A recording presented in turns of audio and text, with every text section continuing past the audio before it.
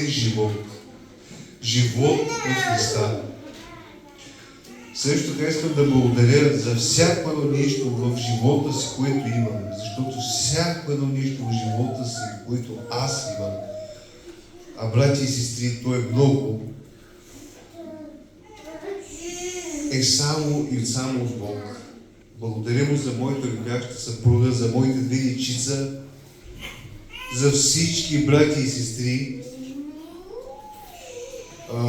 за храната, за водата, за всичко. И най-вече благодаря, че имам Него. Алелуя. Амин. Варианти.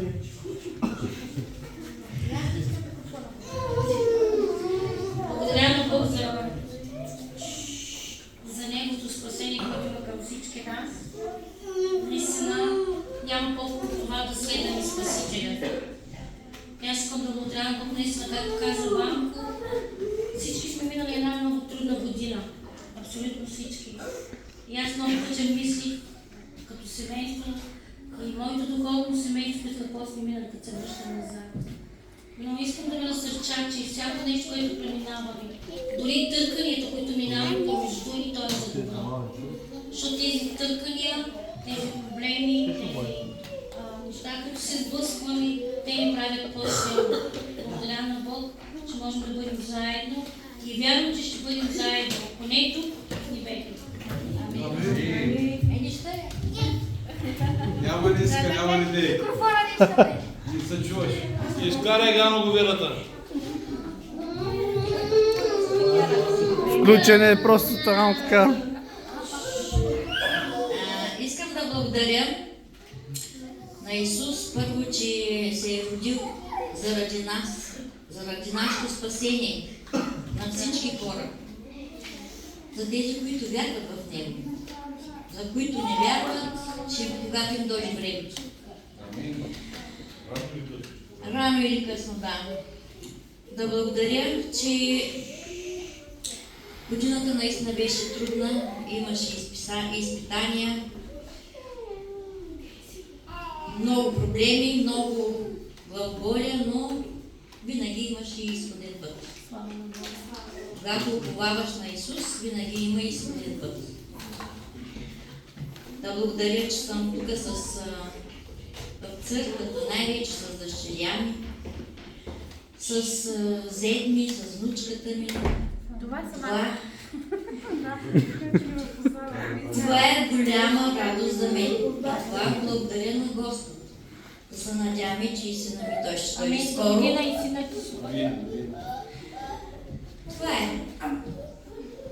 Богата благослови.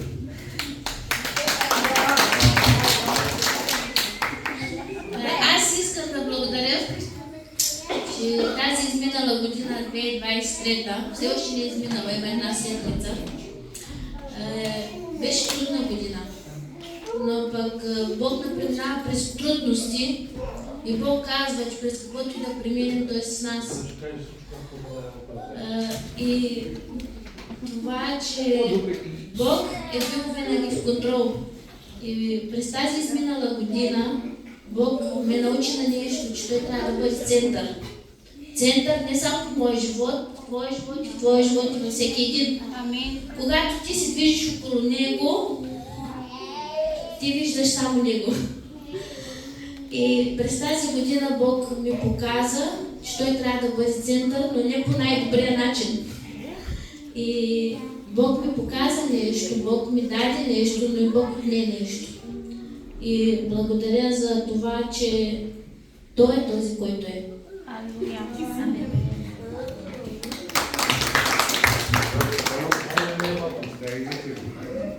Благодаря на Господ за нашите сестри, за нашите братя. Да няма болести, да ги благослови. Амин. И най-много се предснявам за внучката, че е болна, и другите деца и същите. Господ да ги благослови. Амин. И на 2024 година да няма болести. Амин.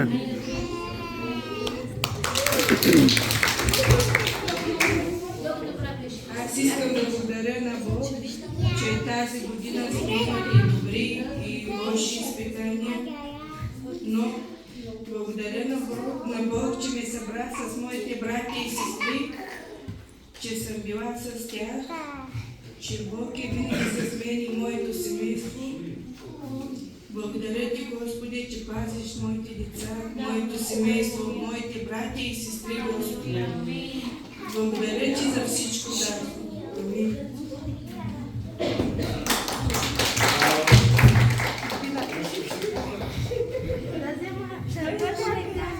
Аз искам да благодаря на Бог, че тази вечер да събра всички брати и сестри, че сме заедно, че сме присъствали на Бог, че не сме другаде. Искам да му благодаря за всичко, което прави за моето семейство, за моите деца, за моите внуци и за моята снаха, че винаги са с мене. Благодаря му за всичко, което прави за нас. Амин.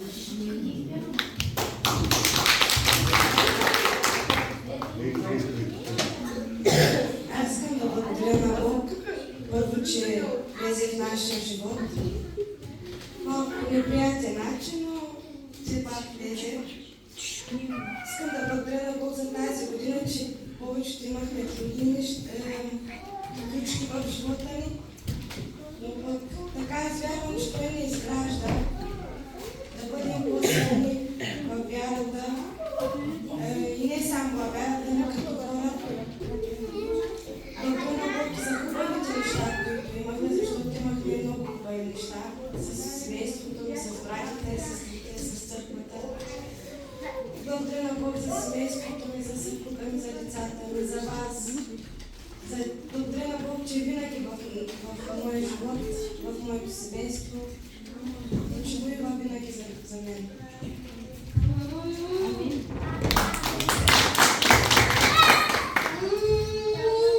Благодаря на Бог за изпитанията и за трудностите, които минах през тази година.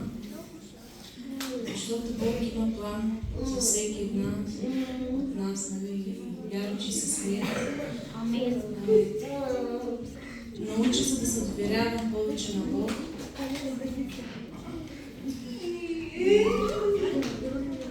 Оставих се на Бог да бъда глида, да ми оформя както иска Той. Амин. И вярвам, че през новата година Бог има плани и знам и вярвам, че това ще излезе наяве. Амин. Благодаря за семейството ми, за децата ми, че Той ми опазва децата ми, през тези моя живот минал съм с много трудности, винаги съм била на коса от смъртта. Но Той ми опазва живота и благодаря му за това. Благодаря за моя мил съпруг, че някакъв ме търпи. Марушина. Благодаря, че Бог ме благослави. Мен. Така, аз искам да благодаря на Господа. Защо? Защото за тези изминали години, както и за мен и за всички нас, сме минали много трудни неща, но повече от до година вече да не мислим за тези неща, да бъдем мирни, весели, благословени, да се радваме всички заедно тук, които сме в тази църква. Да няма болести, да имаме благословение, да имаме радост, щастие, мир и любов. Амин. Благодаря.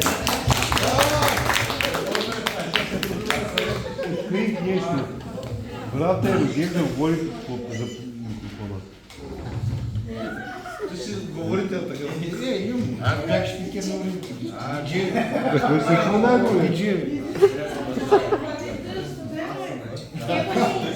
Дай нещо за Роналдо. През това зад, че отвори само да говори. Нещо за Роналдо. Предоставяте така бата. Здравейте, брати и сестри. Първо искам да благодаря на пастора и на пасторката за това хубаво мероприятие, където организираха. Благодаря на Бог най-вече за моята прекрасна любяща съпруга. Това съм аз.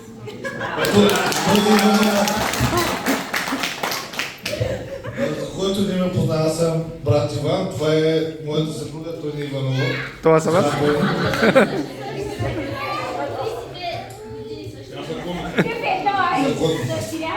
Искам да благодаря на Бог за нея.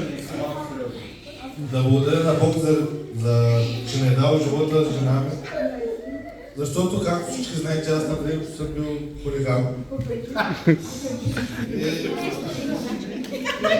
Жена ми с молитви, с караници, с добри работи, ме вкара в правия път. Амен. Накараме да дойда на църква. Хареса ми да идвам на църква с братя, с сестри, че съм тук с вас в този час. Да, годината беше тежка, имаше лоши моменти, имаше и хубави моменти. Благодаря за лошите моменти, благодаря за хубавите моменти. До година чакаме признаци.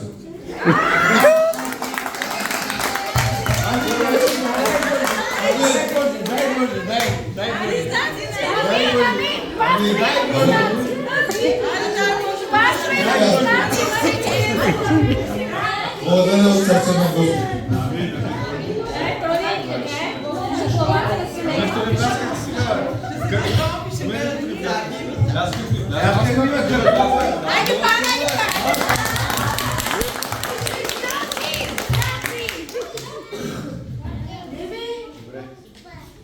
Братя и сестри, аз искам да благодаря на Господ.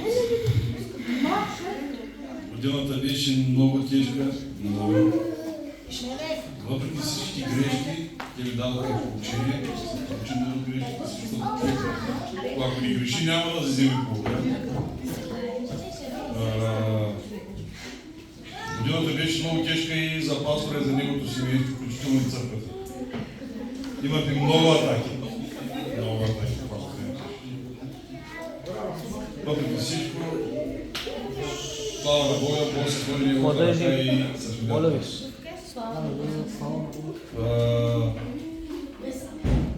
Минал съм през много трудности, обаче благодаря на Бога, че съм жив и здрав. Моето семейство, моите внучки, децата ми, жена ми. Богатство не съм искал, пари не съм искал да слава. Искам само моето богатство е здравето и децата ми. Благодаря на Бога, че съм с вас тук, че сме заедно, че не съм на друго място. Благодаря на Бога за всички братя и сестри. Благодаря на Бога, че изпълва нуждите на моите братя и сестри, най-вече. Благодаря на Бога, че моя брат има семейство. Благодаря на Бога за живите деца. Надявам се Бог да благослови всички и през едната година нищо не искам. Всяко едно семейство да бъде благословено от Бога. Нищо друго не искам. Бъдете благословени. Сестра Цеца не каза да избяга да се. Аз съм последен. Ами, да микрофона. Има една песен, която се казва "За всичко ти благодаря". И тя е: за всичко ти благодаря, за всичко, което си ти, за всичко, което правиш и ще направиш за мен. Благодаря ти. Благодаря ти, Исус, за всичко.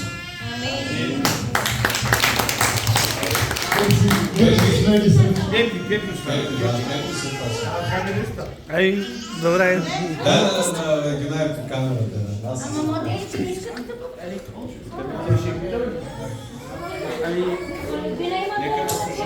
Аз искам да благодаря на Бог на първо място, че ми даде дом, даде ми брати и сестри, които могат да бъдат тук между тях. Най-вече не съм, така да се кажа, в света. Не съм думка на улиците, да скитам и да търся това, което не трябва да търся хора. Аз съм тук. Беше наистина тежка година. както виждам, за всеки един от нас. Обаче вярвам, че Бог ще направи през другата година чудеса в нашия живот. Ще имаме от всичко това, което тази година може би не сме имали, но тази година, която идва, това ще е една успешна година в името на Исус. Амин. Вярвам, че всички го искаме и всички го желаем. Казвам амин. Младежи! Малко слушайте му. Или първо пастор и после младежи? Да. Младежи, искате ли вие така? Благодарите. Айде.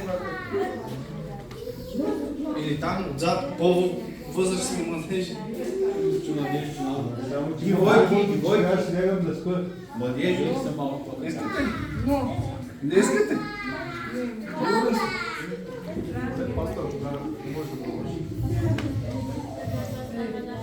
Мисти благодарение, аз ще почитая едно слово накратко, което е важно. Един принцип, който е писан в Библията, и това е да бъдем в дома на Бога.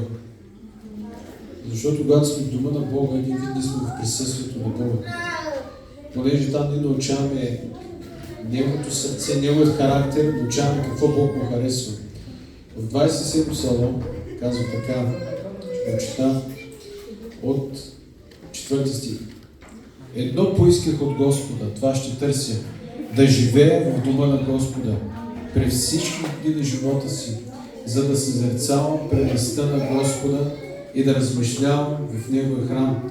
Затова в злия ден Той ще ми скрие в скинията си, ще ми прикрие в скривалището на шатера си, ще ми издигне на канара. И сега главата ми ще се издигне над враговете ми, които ме обкръжават.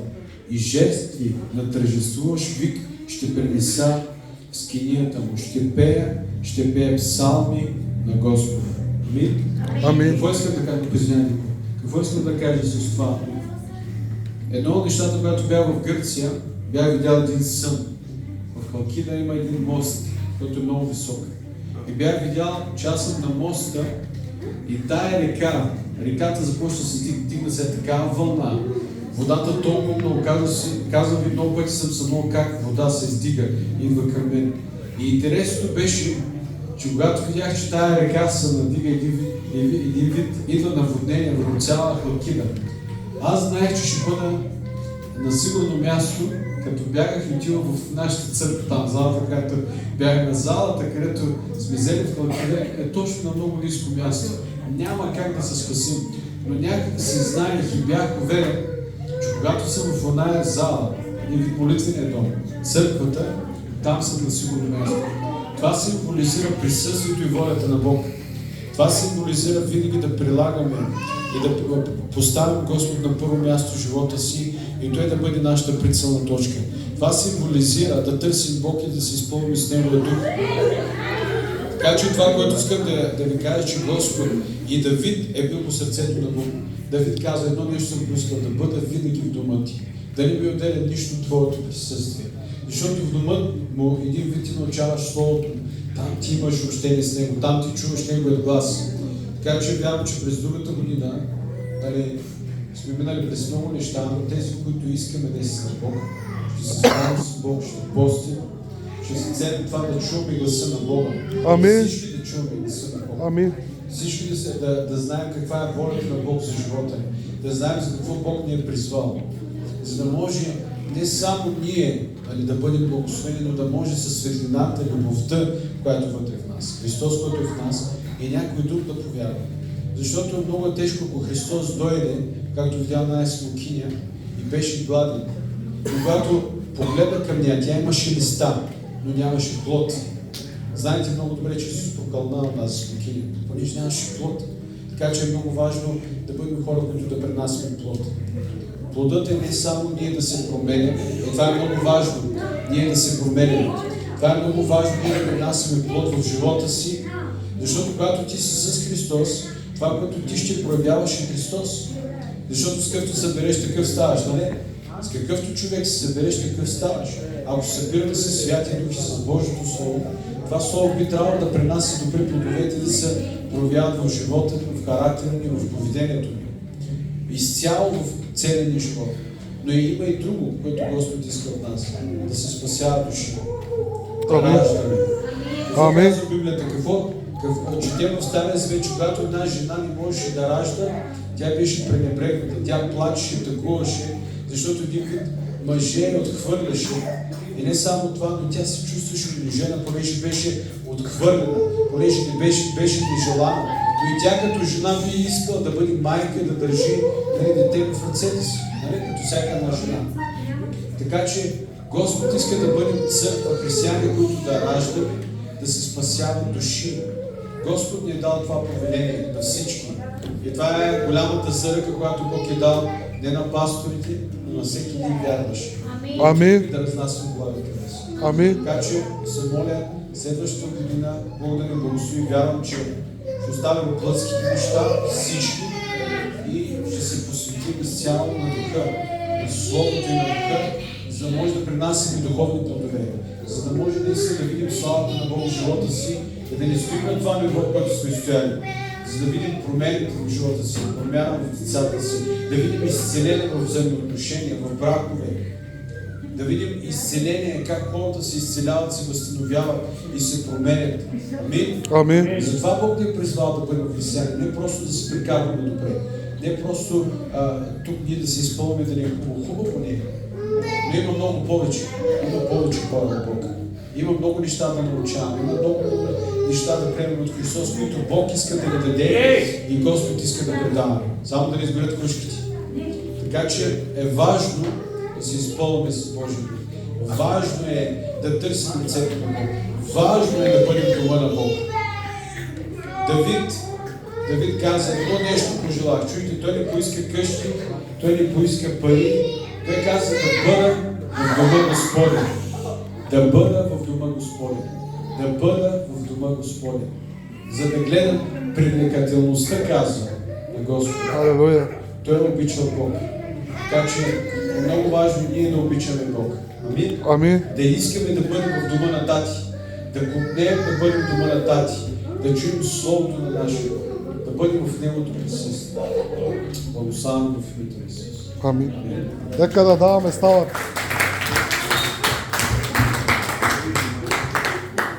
Някой искам да сподели нещо, защото не сме говорили, ама някой иска да каже нещо от Словото.